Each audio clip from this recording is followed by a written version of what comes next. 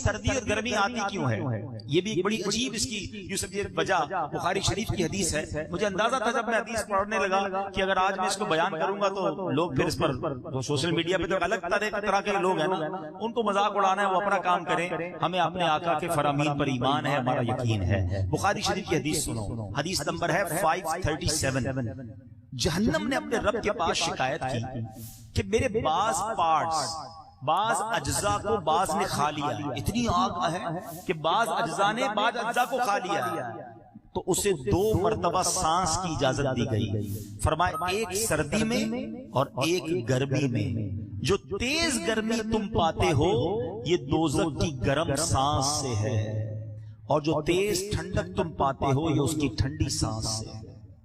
اللہ اکبر. یعنی سردی اور گرمی میں جہنم کی یاد ہے. مشہور مفسر قرآن حکیم الامت مفتی احمد یار خان نعیمی رحمت اللہ تعالی علیہ حدیث کے تحت فرماتے ہیں دوزخ جب اوپر کو سانس لیتا ہے تو دنیا میں عموماً سردی کا زور ہوتا ہے، اور جب دوزخ نیچے سانس کو چھوڑتا ہے تو عموماً گرمی کی شدت بڑھ جاتی ہے. یہ اللہ کی شان ہے میرے پیارے اسلامی بھائیوں.